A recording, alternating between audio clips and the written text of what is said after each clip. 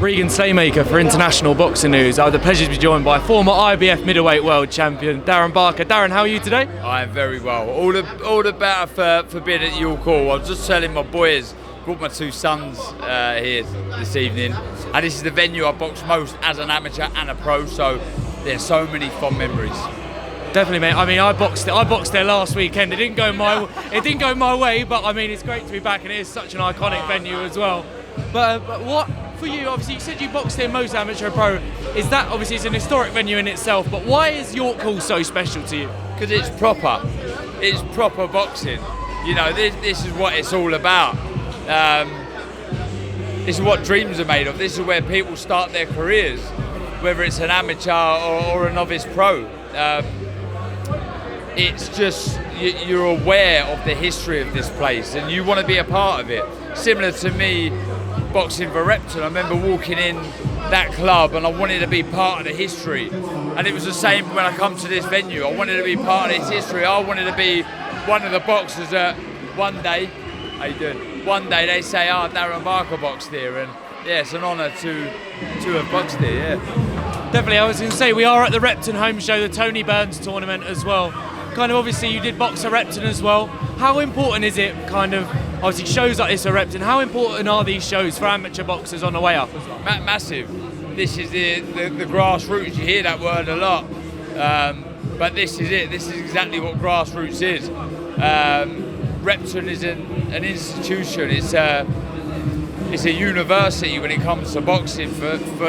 So for them to be able to showcase their talent and their fighters, it is so important. And you learn on the job in boxing. You do all the sparring in the world, but it's here under these lights in front of these people where you learn your trade. And yeah, some real talent on display. Proud to be here. Definitely, and obviously this is the Tony Burns tournament as well. Obviously I never had the pleasure of meeting Tony Burns, but from what I'm doing my research, I'm speaking to David Robertson as well. I've only heard great things. But of course, what did Tony Burns mean to you when you were coming through the Repton South? It's very hard to articulate the impact he had, not just on my career, but in my life. Pivotal.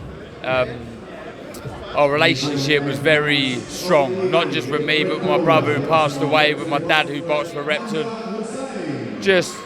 I'll tell you one story actually. Before the Commonwealth Games, Tony Burns said, and those who knew Tony back in the day, he was a chain smoker, he used to smoke all the time. And he said, if Darren wins a gold at the Commonwealth Games, I'll stop smoking. And I mean, he smoked a lot. And I won the gold, and he never, ever smoked again. And I'm really proud of that, weirdly. But yeah, I mean, there's a lot of stories I can't tell as well, but just a great man, a no-nonsense man, a man that lived and breathed this club. He bled green and gold, and yeah, just a special man that gave his life for the sake of so many. Well, I mean, that story is absolutely incredible, Darren, as well. And if you didn't save as many lives when you're encouraging people to box in your career, I mean, that is one story that's incredible as well, mate. One question that I've always wanted to ask you, and I think it's one of my favourite interview moments of yours, if you want to call it, when Ammo Williams was saying things about... I honestly thought you were about to be in another world title eliminator with Ammo Williams, and I've spoken to Tony Sims about this. I don't know if you know this. Tony runs a Saturday morning session that I go to. It's incredible. And I remember saying to him, I felt like... the kind of the family dynamic in the Tony Sims gym. Why is also, like you were saying with Tony, important to Tony Burns, but why is it important, that family dynamic that you also had in the Tony Sims gym? Why is that important for boxers coming through? Well, for me, and I think most would agree, boxing is a very lonely sport. So if you've got any friends or coaches like I did that you're close to, it makes it that much easier. Boxing is a very, very hard sport. It's the greatest sport on this planet, but you know, it separates the men from the boys. It really does. And like I say, it's very lonely. So for me, I had such a strong relationship with Tony Burns and Tony Sims, and I can honestly say without either of those in my life, in my career, I wouldn't have won what I did. That's a fact. That I'm not, that's the importance of them. Like I say, not just in my career, but in my life. Me and Tony Sims, certainly after I lost my brother, he was pivotal for me. Just a mentor, a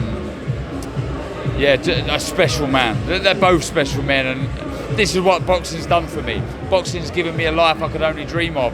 It's taken me to places that I didn't know existed. I remember my dad saying to me when I was a kid, if you get good at this sport, you travel the world. I must have been only 13, and he was right. I went all around the world. I remember going to Thailand in the World Championships thinking, wow, I'm in Asia. This is mental. What's a boy from Barnet doing in Asia? I'm buzzing. It's the greatest sport alive, and this is the greatest club alive. Just like I say, a university, a home from home, and proud to be a part of this club.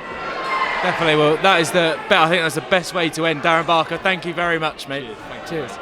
And we can't talk about Chelsea as well because we lost the weekend.